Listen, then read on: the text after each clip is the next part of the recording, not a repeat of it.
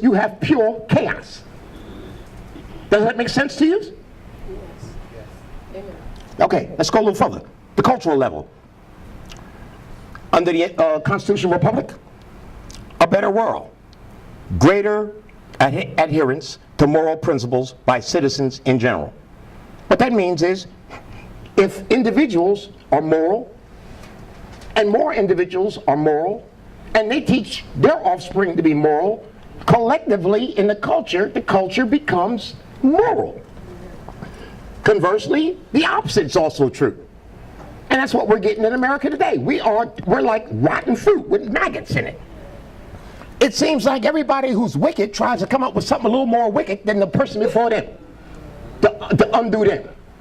When I see mess, and sometimes I want to just go off of them talking about it's art to make a painting with a jar of urine and Christ in there. You done crossed the line, baby. You done shown, and then say it's art? I mean, there's all kinds of madness out here. We done lost it. We done gone insane in this country. Now, it's like the Bible says, you call good evil and call evil good. You put light for darkness and darkness for light. You put sweet for bitter and bitter for sweet. And in other words, everything's turned upside down. So it's all right to kill your unborn child. Nothing wrong with that, according to them. But it's wrong for somebody to say you're a murderer. It's all right to be some kind of a pervert to get out of the natural order of God that says there's only two genders, male and female. Now we got male, female, transgender, bisexual. I look at a passport application now, it says male, female, or other. Other?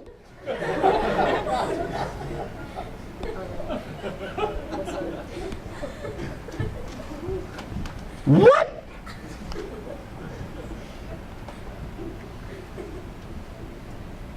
I had to go on a TV show. My wife was sitting in the green room one time in Philly. Lynn Doyle show, just as secular as one of me. Put me up there with me and one Catholic pro-life guy against some lesbian and some transgender. The transgender was a man that was a teacher and then decided after 60 years wanted to be a woman in an elementary school in Jersey. So during the summer when school was out, they went and got a sex change operation and came back as a woman. And they brought me in there to argue that was something wrong with it and brought them other crazy folks in there to say there wasn't nothing wrong with it. I went off in there. That thing, I couldn't call it a he, she. They kept calling it she. I said, no, it's he. Ain't no she, nothing. I said, if we wasn't on television, I'd tell him to stand up, drop his pants, and we'd see what it was. No she. Looked like a pit bull with lipstick on. Man hands, man's Adam's apple, but got a wig on and lipstick. Look quite foolish. Hair on the knuckles, don't get the hair on the knuckles. Hair on the it was a mess. It was a freak. And the world said, she has the right to go back and teach. I said, no, he doesn't. Stop calling him, that's what he is. He's got his sex twisted. Then they opened the phone lines up because it was a live program. And some woman can call in. That reverend, he's a bigot. He should be ashamed of himself. He should know better being black and having been I said, let me tell you something. I was born black. I couldn't change that if I wanted to. I said, and I'll tell you something else. You can go in any hospital. I wish I could see that person who got on the phone. Come talk about. He's confused. I said, no, man, I'm not confused. You confused. I said, you go in any hospital, in any nursery, at any time, and pick out every black baby in the basket. But I dare you to go in the hospital and go to a basket and say that baby's going to be a transgender, or a homosexual, or a lesbian, or whatever. I dare you to do it. No, that mess is learned perversion. You go from being straight to being crooked. That's why they call them you ain't straight. Well, if you ain't straight, you're crooked. Cultural level for the UN, a complete amoral. Amoral means without morals. World, zero adherence to moral principles by citizens. That's what we have right now. So you see, just that contrast there, why we have to impart to people. That's why we need these constitutional centers and studies. To show people, okay, choose. Which one you want? You want the UN? You want that? Have at it, baby. Because that's where we're moving to. Yeah, we got 5 minutes. So I'm going through 3 points quickly. Acts 17. Going down to the New Testament. Starting at verse 22. Then Paul stood in the midst of the Areopagus and said, Men of Athens, I perceive that in all things you are very religious. For as I was passing through and considering the objects of your worship, I even found an altar with this inscription. The altar said, To the unknown God. That's what the altar said. Therefore, the one whom you worship without knowing him, I proclaim to you, God, who made the world and everything in it, since he is Lord of heaven and earth, does not dwell in temples made with hands. He dwells in heaven. And what did those folks say back in Genesis, in the Old Testament? We're going to go to heaven. See how it ties in from the Old Testament straight to the New Testament?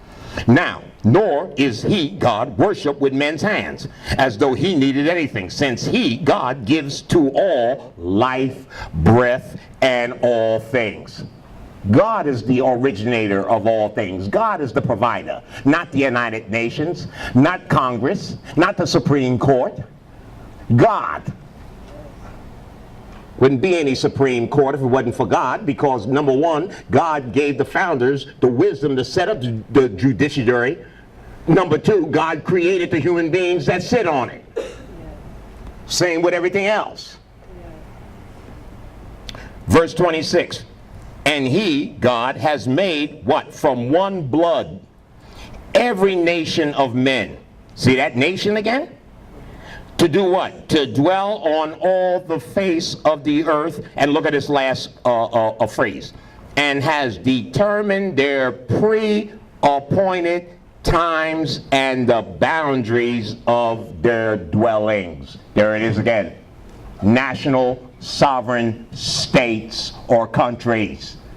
God in the beginning set up countries with people in them. He separated them and then confused their languages so they couldn't get together and create a one world government. Do you all see that? Yes. That's why we have all these different languages. That's why we have all these different countries. You saw in the Old and New Testament those spiritual principles right there. And what has man done? Come and trying to turn that upside down.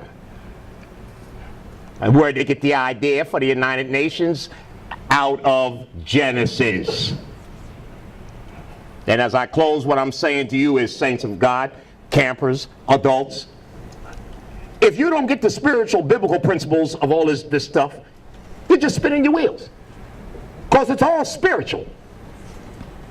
It's all spiritual. 3 things. The UN is ungodly. We saw that. They're secular. They're communists. They don't believe in God. They think they're God. That's why we got to get us out. Number 2, the UN is un-American. We showed you that on here. They're against everything that we stand for as Americanists, as a free constitutionalist republic. And number 3, the UN is unnecessary. We in JBS, we put out a cap. You probably can get this, I don't know where you can order it, but I got one when I saw it when it first came out. It says that very thing on there. The UN is ungodly, un-American, unnecessary. And that's what you got to hold to. You can study the history and the founders of the UN, but that's not the issue. Because with the history and the founding and all that, when them folks die, another set will come right in to take their place. But the founding of the United Nations was not the United Nations. It was Genesis chapter 11 with the Tower of Babel. And the wicked deciding that they was going to build a spiritual tower to heaven, and they knew they could do it, and even God said they could do it because they were in one accord. They all understood each other because they only spoke one language. Comprende? Okay, I'm done. I got, how many minutes I got for any kind of quick question? Cut it? Okay, we don't have time. Any of you guys can come over and talk to me on a one-on-one because we're out of time. You guys learned something out of this? Yes. All right, God bless y'all. Come on, Hal. Okay, yeah, thank you. We have copies of the Inside the United Nations, which some of you may already have a copy. Maybe over the years, the book's about 5 years old, but it's really timeless. If you have one, what do you do with an extra one? I don't take it because you already have one in my library. No, you give it to somebody because why? You're an activist, all right? So, we'll have some over the table here, and please, if you don't want one, don't take one. What is it? Okay? Selling them? What's that? Are you selling No, them? giving them away. That's even So, better. Price is Right.